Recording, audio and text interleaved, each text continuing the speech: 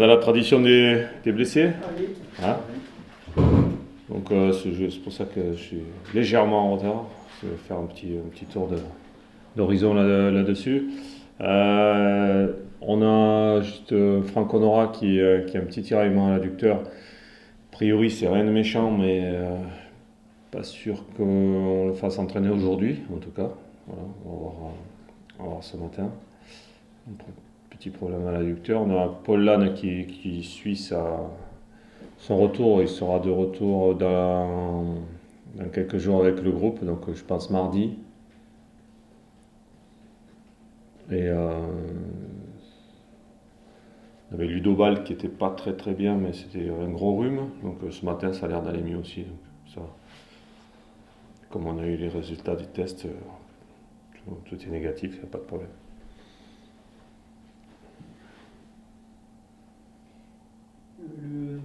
Il y a un nouveau joueur qui vient d'arriver, Steve Mounier. Oui.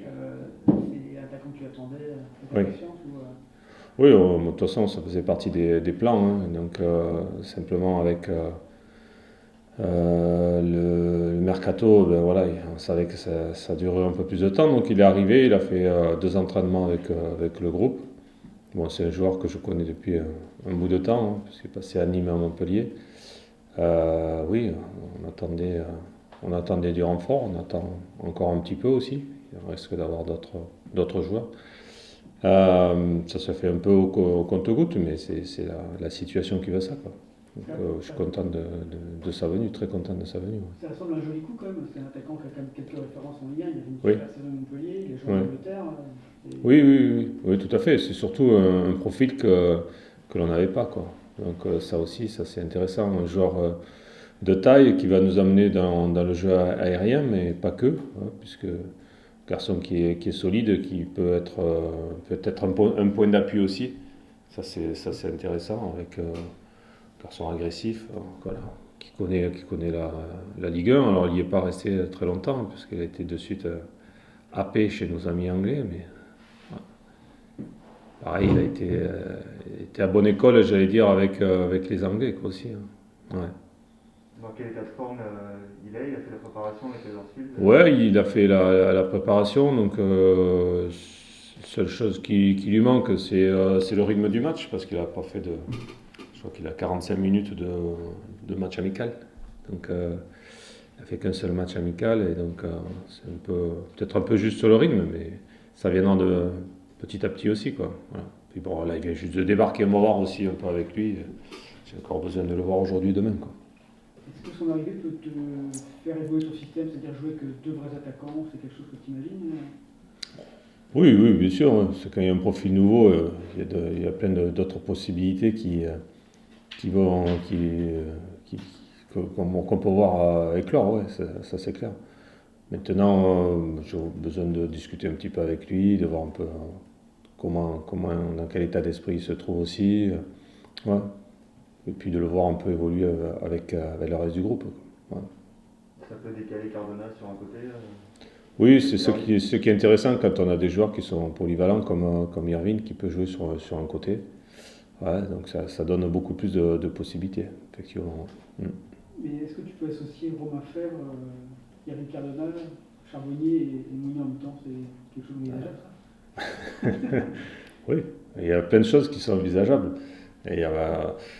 On a des joueurs, comme je te dis, il y a des joueurs polyvalents. Après, il faut arriver à les faire évoluer ensemble, quoi. Ouais, pour garder l'équilibre de l'équipe. Ouais, mais il y a des possibilités. Ouais. On a Franck Honora aussi. Il y a Jérémy Le Doiron aussi qui pointe le bout de son nez. Donc c'est intéressant, sans parler de Tavares. Voilà, mais ce qui est intéressant aujourd'hui avec la nouvelle donne des 5 remplacements aussi, c'est intéressant d'avoir sur le banc quand même un choix, quoi. Voilà. Il postule à une place dans le monde ou c'est un peu juste pour lui les dimanches? Comme il est qualifié pour être dans le groupe? Ouais, il est qualifié, ouais. Ouais, il sera certainement dans le groupe. Après, est-ce qu'il va être dans le 11, je ne sais pas. Non, j'ai besoin de voir encore un petit peu. Défensivement, on a vu sur les 2 premiers matchs de défense différentes parce que vous avez dû vous adapter. Il va y en avoir une troisième. C'est ça. Ouais. Ouais, et c'est là où il faut trouver la stabilité. Voilà, il faut trouver la stabilité au niveau défensif. On a vu que c'était pas aussi simple hein, de changer les joueurs comme ça, puisque on a quand même pris beaucoup de buts en 2 matchs.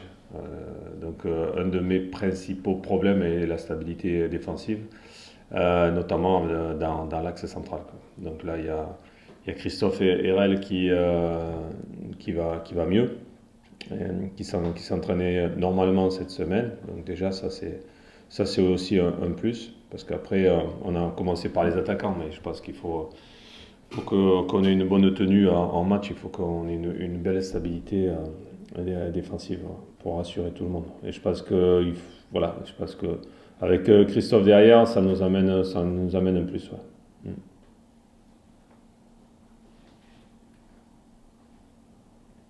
Ce match à Dijon, c'est entre deux équipes qui vont faire une saison un peu moyen. Ouais. On sent déjà une petite pression de se dire que c'est un match qu'on n'a pas raté.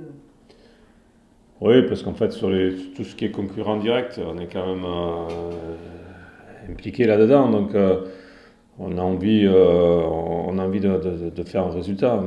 Maintenant, bon, on reste nous quand même sur un bon comportement contre Marseille. Voilà. Après, c'est le comportement défensif sur coup de pied arrêté qui n'a pas été bon. Voilà. Donc, quand on prend 2 buts sur coup de pied arrêté, voilà, excentré, et puis on peut en prendre troisième le même. Et voilà, c'est un gros défaut qu'on doit corriger parce que sinon on ne gagnera pas beaucoup de matchs. Donc, ouais, le comportement général est plutôt bon. Et après, il y a certains moments du match où on reste encore un peu fébrile. Et sur des matchs comme ça, contre Dijon ou d'autres, mais il faut être d'abord solide, ouais, avoir des bonnes bases pour pouvoir après poser notre jeu. Donc j'ai été rassuré contre Marseille, après avoir été déçu sur le match de Nîmes. Mais j'attends beaucoup plus de solidité effectivement sur les matchs à l'extérieur.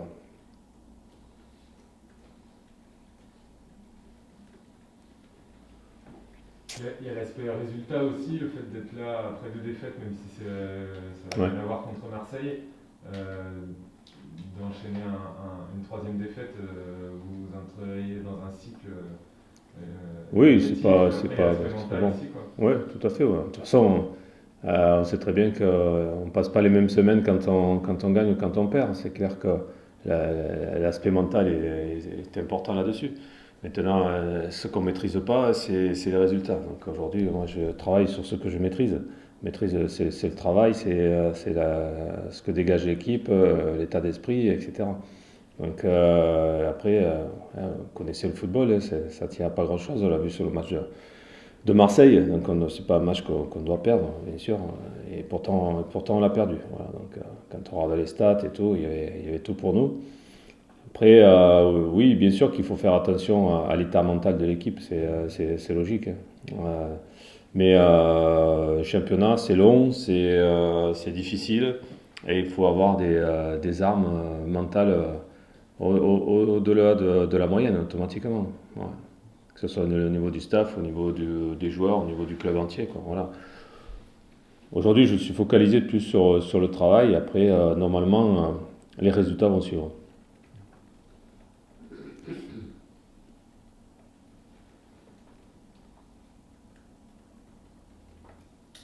Et justement, vous avez travaillé différemment, là, le fait d'avoir la trêve, ou vous étiez dans la continuité Ah oui, oui.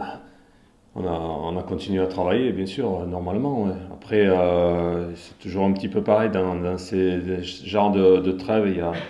Il y a aussi une petite décompression qui est aussi nécessaire parce qu'en fait, les joueurs étaient sur le terrain depuis pas mal de semaines. Il n'y avait pas eu de coupure, même si c'était des matchs amicaux. La préparation a été plus longue. Donc c'était nécessaire de trouver un équilibre entre la récup, voilà, et le travail automatiquement. Ouais. Mais les 2 matchs qu'on a joués en championnat nous ont bien servi. Ça nous a servi de base pour travailler, corriger ce qu'il y avait à corriger, intégrer les nouveaux joueurs aussi qui arrivent ou qui revenaient parce que certains étaient blessés. Je pense à Christophe Herrel et tout ça qui a été malade. Donc ça nous a servi ouais, pour discuter, pour travailler aussi un peu en vidéo, faire des retours individuels. Ouais. C'était un temps nécessaire, quoi.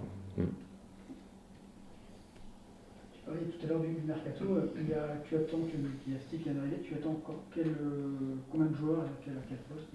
On souhaite se renforcer encore sur un joueur défensif, éventuellement un joueur polyvalent qui puisse jouer dans l'axe sur un côté, peut-être un jeune joueur. Parce que pour tenir la saison, on a besoin d'avoir 4 défenseurs axiaux déjà. Voilà. Et se renforcer encore sur un attaquant en plus. Voilà. Vu le contexte, ce qu'on parlait sur les 5 remplacements, on a besoin d'avoir un peu plus de joueurs là, à ce niveau-là, au niveau offensif aussi. Un profil jeune aussi sur l'attaquant.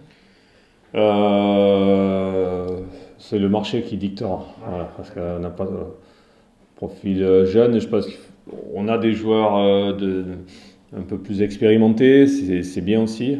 Non, on n'a pas ciblé ni jeune ni vieux là-dessus. Ouais. On va voir un peu comment se présente le marché et souvent sur des fins de mercato, il peut y avoir des opportunités. Donc on est à l'affût comme tout le monde. Voilà. Pareil, polyvalent, tu peux jouer à la fois sur un côté. Ça serait mieux. Ça serait mieux. Après, si on a un joueur qui est sur le côté gauche, ça peut être bien aussi. Ouais. Ouais. Mais je pense que ça va être plus une opportunité qu'on va attendre. Par rapport à Djadima, vous savez plus le phénomène avant, vous savez quand il va vraiment revenir ou c'est encore trop tôt pour fixer un. Oh non, c'est un peu, ouais, c'est un peu difficile. Ouais. Ça saurait faire un peu des plans sur la comète pour dire, voilà, il suffit qu'il y ait juste un petit pépin, ils prennent 15 jours de retard, c'est plus pareil derrière.